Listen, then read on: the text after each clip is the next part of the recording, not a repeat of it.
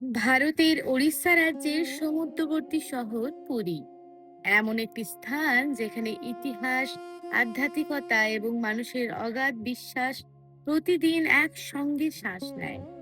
এই পবিত্র ভূমিতে দাঁড়িয়ে আছেন শতাব্দী প্রাচীন শ্রী জগন্নাথ মন্দির, একটি তীর্থক্ষেত্র যা কোটি কোটি ভক্তের কাছে শুধু একটা মন্দির নয়, বরং ভক্তি ও আশ্রয়ের প্রতীক। আর এই মন্দিরকে ঘিরেই প্রতি বছর অনুষ্ঠিত হয় বিশ্বের অন্যতম বৃহৎ ধর্মীয় সমাবেশ, রথযাত্রা। পৃথিবীর সবচেয়ে বড় ধর্মীয় উৎসবগুলির মধ্যে অন্যতম পুরীর রথযাত্রা। প্রতি বছর লক্ষ লক্ষ মানুষ অপেক্ষা করেন এই একটা দিনের জন্য, যখন স্বয়ং প্রভু জগন্নাথ, ভাই বলভদ্র এবং বোন সুভদ্রা তাদের মন্দির ছেড়ে ভক্তদের কাছে বেরিয়ে আসে ভক্তদের সাথে দেখা করতে। কিন্তু কি কখনো ভেবেছেন যে বিশাল তিনটি রথ যেগুলো হাজার হাজার মানুষ টেনে নিয়ে যায়, সেই রথগুলো কোথা থেকে আসে, কে বানায়, কতদিন ধরে বানানো হয়, কেন প্রতি বছর নতুন নতুন রথ তৈরি করা হয়? আর এই নির্মাণের পেছনে লুকিয়ে আছে এমন কিছু নিয়ম যেগুলো শত শত বছর ধরে আজও একটুও বদলায়নি।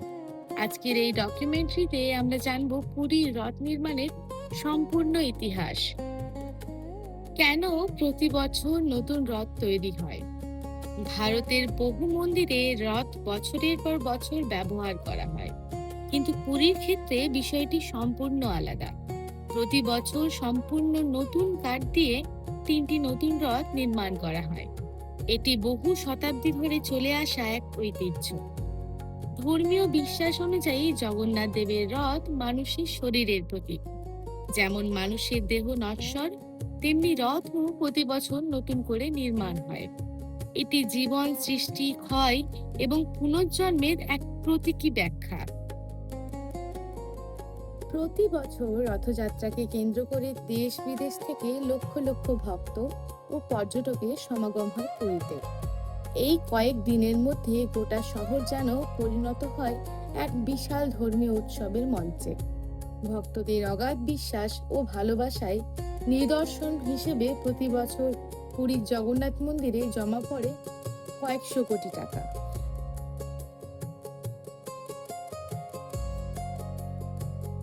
পুরীর রথ নির্মাণে কোনো স্বয়ংক্রিয় মেশিনের উপর নির্ভর করা হয় না।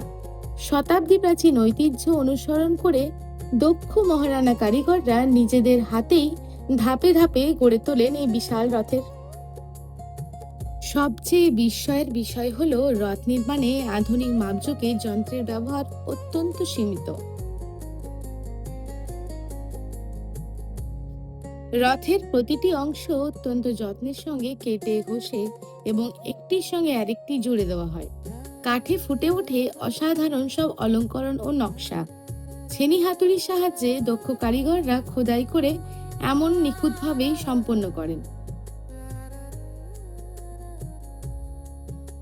ভাবলেই অবাক হয়ে যাবেন, এত বিশাল বিশালকায় রথগুলিতে একটিও পেরেকের ব্যবহার করা হয় না। রথ তৈরির কাঠ প্রধানত উড়িষ্যার বিভিন্ন সংরক্ষিত বনাঞ্চল থেকে সংগ্রহ করা হয়। এই প্রক্রিয়ায় বন বিভাগ ও শ্রী জগন্নাথ মন্দিরের প্রশাসন এবং সেবায়েতরা একসঙ্গে কাজ করেন।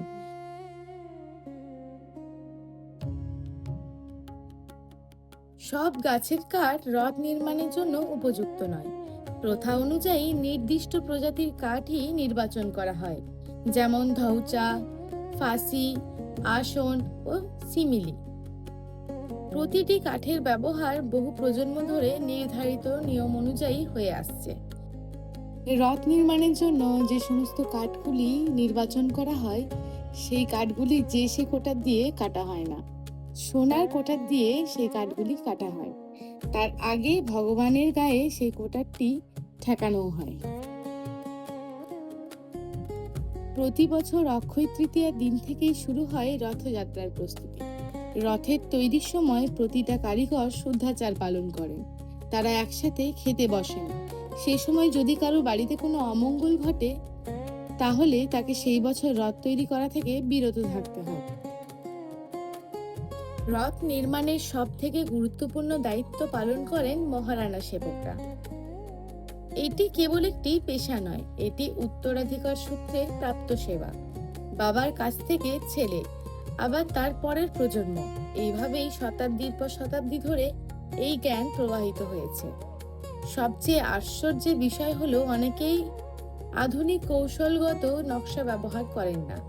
তারা ঐতিহ্যগত মাপ, অভিজ্ঞতা এবং প্রজন্ম থেকে চলে আসা নির্মাণ পদ্ধতির উপর নির্ভর করে কাজ করেন। রথ তৈরির জন্য নির্দিষ্ট সময়সীমা থাকে। এই বিশাল কর্মযজ্ঞে অংশ নেন 100-রও বেশি দক্ষ কারিগর। বংশ পরম্পরায় তারা এই দায়িত্ব পালন করে আসছেন। প্রভু জগন্নাথের রথের নাম নন্দীঘোষ। এটি 3টি রথের মধ্যে সবথেকে বড় এবং সবথেকে আকর্ষণীয়। নন্দীঘোষ নামক রথটির অধিষ্ঠিত দেবতা হচ্ছেন প্রভু জগন্নাথ। রথটির উচ্চতা প্রায় 45 ফুট ও 6 ইঞ্চি। এই রথটিতে মোট 16টি চাকা থাকে। প্রতিটি চাকার ব্যাস 7 ফুট। এই রথের প্রধান রং হচ্ছে হলুদ ও লাল। এই রথের সারথীর নাম দারুকা।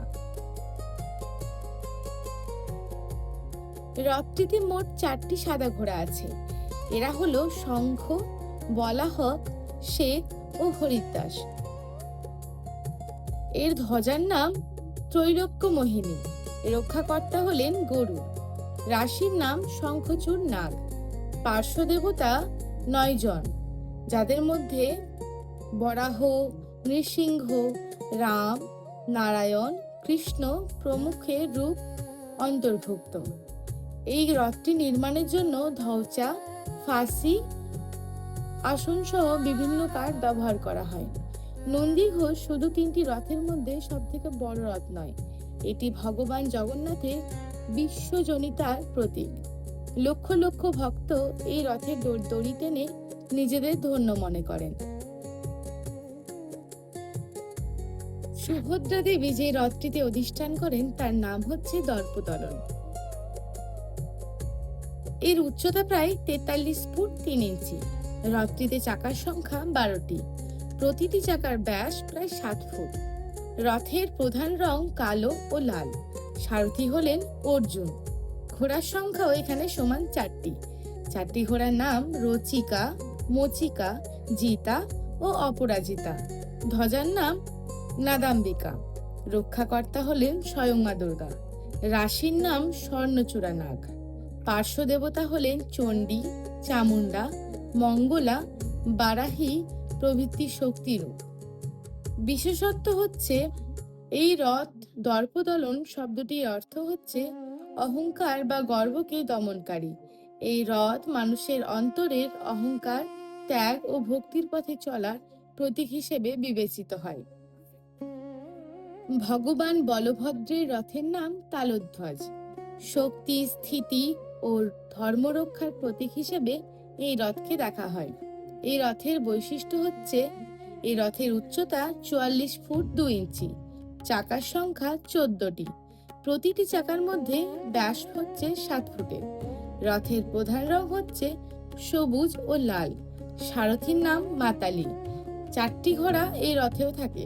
সেই 4টি ঘোড়া হচ্ছে তীব্র, ঘোর, দীর্ঘশ্রম ও স্বর্ণনাভ। ধ্বজার নাম হচ্ছে উন্মনি। রক্ষাকর্তা হচ্ছেন বাসুদেব। রাশির নাম বাসুকীনাগ। পার্শ্ব দেবতা গণেশ, কার্তিকেয়, অনন্ত, মহেশ্বর প্রমুখ দেবতার রূপ। রথযাত্রা শুরু হওয়ার আগে একাধিক প্রাচীন আচার অনুষ্ঠান পালন করা হয়। এর মধ্যে সবচেয়ে গুরুত্বপূর্ণ এবং তাৎপর্যপূর্ণ একটি আচার হলো ছেঁড়া পাহারা। এই অনুষ্ঠানের জন্য পুরীর গজপতি মহারাজ রাজকীয় শোভাযাত্রায় পালকিতে করে শ্রীমন্দিরে উপস্থিত হন। তার উপস্থিতিতেই 3টি রথে বিশেষ পূজা সম্পন্ন হয়। এরপর শুরু হয় সেই বহুল প্রতীক্ষিত আচার। গজপতি মহারাজ স্বয়ং সোনার ঝাঁটা হাতে নিয়ে 3টি রথ এবং যে পথে রথ অগ্রসর হবে সেই পথ প্রতীকীভাবে পরিষ্কার করেন। শুধু ঝাড় দেওয়াই নয়, সুগন্ধি জল, চন্দন মিশ্রিত জল স্থানটিতে ছিটিয়ে পবিত্র করা হয়। কিন্তু কেন একজন রাজা নিজের হাতে এই কাজ করেন? এর মধ্যেও লুকিয়ে আছে জগন্নাথ সংস্কৃতির অন্যতম গভীর শিক্ষা। ভগবান শ্রী জগন্নাথের সামনে ধনী গরিব রাজা প্রজা কোনো ভেদাভেদ নেই। তার কাছে সবাই সমান, সবাই তার সেবক। তাই পুরীর সর্বোচ্চ ক্ষমতাধর রাজাও সেদিন রাজা হিসেবে নিজেকে দেখেন না, বরঞ্চ ভগবানের একজন সাধারণ দাস হিসেবে নিজেকে সমর্পণ করেন। সমস্ত আচার অনুষ্ঠান সম্পন্ন হওয়ার পর শুভ লগ্নে শুরু হয় সেই বহুল প্রতীক্ষিত মুহূর্ত, শ্রী জগন্নাথের রথযাত্রা। লক্ষ লক্ষ ভক্ত তখন রথের মোটা পবিত্র দড়ি ধরে টান দেন। ভক্তের ভক্তির টানেই ধীরে ধীরে এগিয়ে চলেন মহাপ্রভুর রথ। জয় জগন্নাথ ধ্বনি, শঙ্খর ধ্বনি, ঘণ্টার ধ্বনি আরো অগণিত ভক্তের উচ্ছ্বাসে মুখরিত হয়ে ওঠে গোটা পুরী। ধীরে ধীরে শ্রীমন্দির থেকে প্রায় 2 কিলোমিটার দূরে অবস্থিত গুন্ডিচা মন্দিরের উদ্দেশ্যে যাত্রা করা।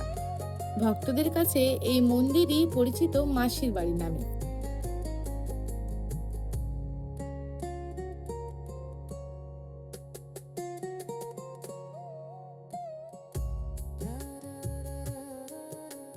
এতক্ষণ জানলাম রথযাত্রার ইতিহাস, রথ নির্মাণের বিস্ময়কর প্রক্রিয়া এবং এর সঙ্গে জড়িয়ে থাকা শতাব্দী প্রাচীন ঐতিহ্যের কথা। কিন্তু এবার আসছে সবচেয়ে কৌতূহলের প্রশ্ন, রথযাত্রা শেষ হওয়ার পর এই বিশাল 3টি রথের কি হয়? এইগুলো কি পরের বছরের জন্য সংরক্ষণ করে রাখা হয়? উত্তর হলো না। জগন্নাথের সংস্কৃতির নিয়ম অনুযায়ী প্রতি বছর শ্রী জগন্নাথ, বলভদ্র ও দেবী সুভদ্রার জন্য নতুন রথ নির্মাণ করা হয়। তাই রথযাত্রা এবং উল্টো রথের সব আচার অনুষ্ঠান শেষ হলে নির্দিষ্ট বিধি মেনে 3টি রথ ধীরে ধীরে খুলে ফেলা হয়। এরপর রথের কাঠ বিভিন্ন ধর্মীয় ও ঐতিহ্যগত কাজের জন্য ব্যবহার করা হয়। কিছু কাঠ শ্রীমন্দির সংক্রান্ত নির্দিষ্ট কাজে লাগে, আবার কিছু কাঠ নিয়ম মেনে ভক্তরা তাদের বাড়িতে নিয়ে গিয়ে রাখেন। মানা হয় এই কাঠটি বাড়িতে রাখলে বাড়িতে পজিটিভ এনার্জি বহন করে। প্রভু জগন্নাথের ভোগ নির্মাণের জন্য যে রন্ধনশালাটি আছে সেখানেও এই কাঠের ব্যবহার করা হয়। এই কাঠ জ্বালিয়েই ভগবানের ভোগ নির্মাণ করা হয়। এই ছিল পুরীর রথ নির্মাণ থেকে শুরু করে রথযাত্রার শেষ রথগুলোর পরিণতির সম্পূর্ণ কাহিনী। আশা করি আজকের এই ডকুমেন্টারি আপনাদের নতুন কিছু জানতে সাহায্য করেছে। ভিডিওটা যদি ভালো লেগে থাকে তাহলে অবশ্যই একটি লাইক করবেন। আপনাদের মতামত কমেন্টের মাধ্যমে জানাবেন। এমন আরো তথ্যভিত্তিক ডকুমেন্টারি দেখতে আমাদের চ্যানেলটি সাবস্ক্রাইব করতে ভুলবেন না। আজকের মতো বিদায় নিচ্ছি। সবাই অনেক ভালো থাকবেন, সুস্থ থাকবেন।